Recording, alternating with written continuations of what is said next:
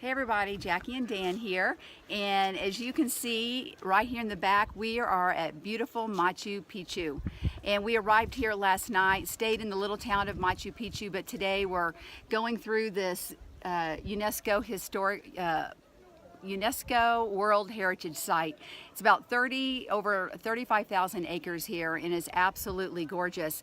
And Dan and I just wanted to tell you a few things that we've discovered while we've been in Peru. We've been here for about 5 days, and when we left Texas, we flew into Lima, and if I could encourage you to do one thing, that would be to avoid Lima. And just to correct, you can't actually avoid Lima because you have to fly into Lima. Yes. But we spent a day there, and it was a day we would have rather spent here. Yeah, absolutely. There's nothing wrong with it, but we absolutely would have rather have spent more time here. Yeah. Spent time here looking at, let me swap around here and look at that. Look at those beautiful views of the Andes Mountains, right? Yeah. So you'd rather be here than in a town, of Lima, unless of course you like towns, big cities. Big cities. Anyway. And so a couple of things that I have discovered that I have really enjoyed is, one of the things is, everywhere I travel, I always like to try all sorts of different types of food, and that's what we've done here, and the food is absolutely delicious. The people are very friendly. Yesterday when we arrived into, what's the town that we were in where we took the train, where the train departed from? I'll see if I get this right. Ollantaytambo.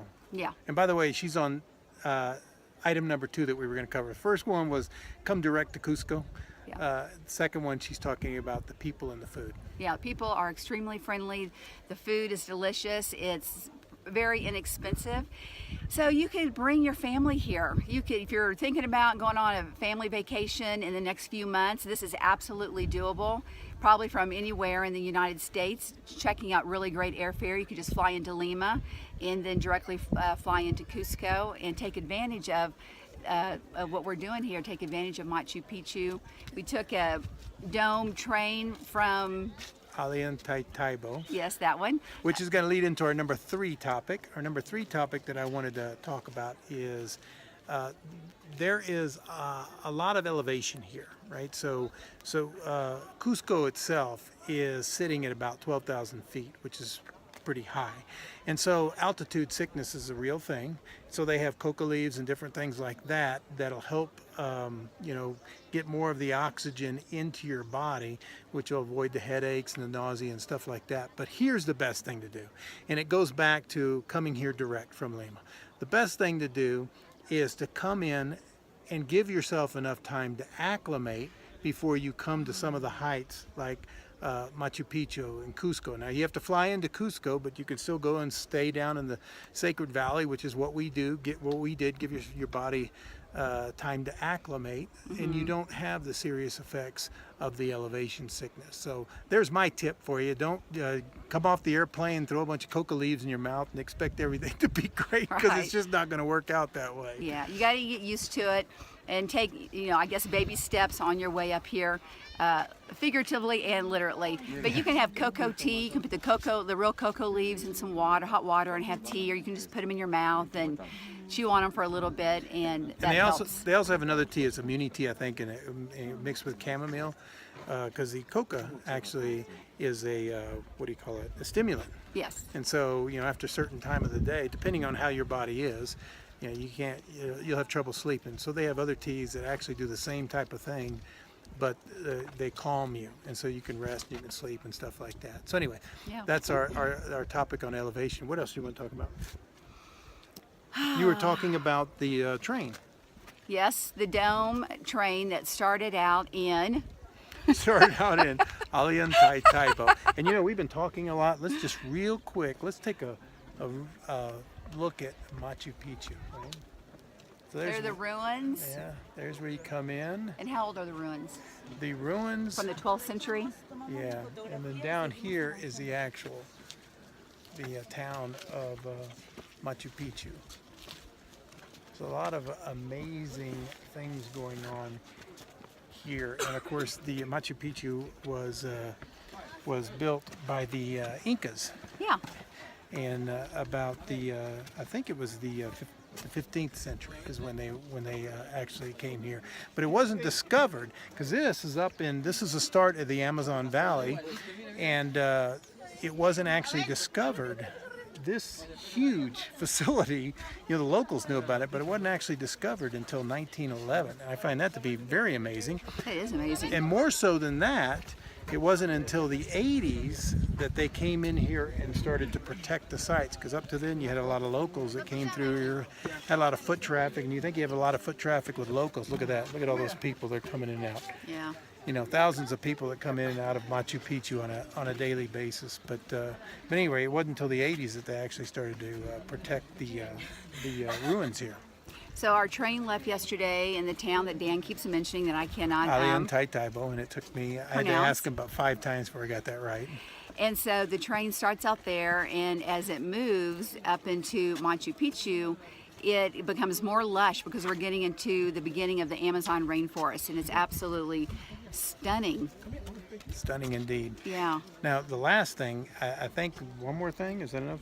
Yes. Do we have enough time for one more Yeah, thing? Okay, so last thing I want to mention, which is really kind of an amazing thing, we'll go back to Ollantaytambo. In Ollantaytambo, they are actually the ruins. That's one set of ruins. There's another set of ruins that was at Morai, and those ruins, it was, we're talking about hundreds of years ago, and these people were studying the art of archaeology using the greenhouse effect.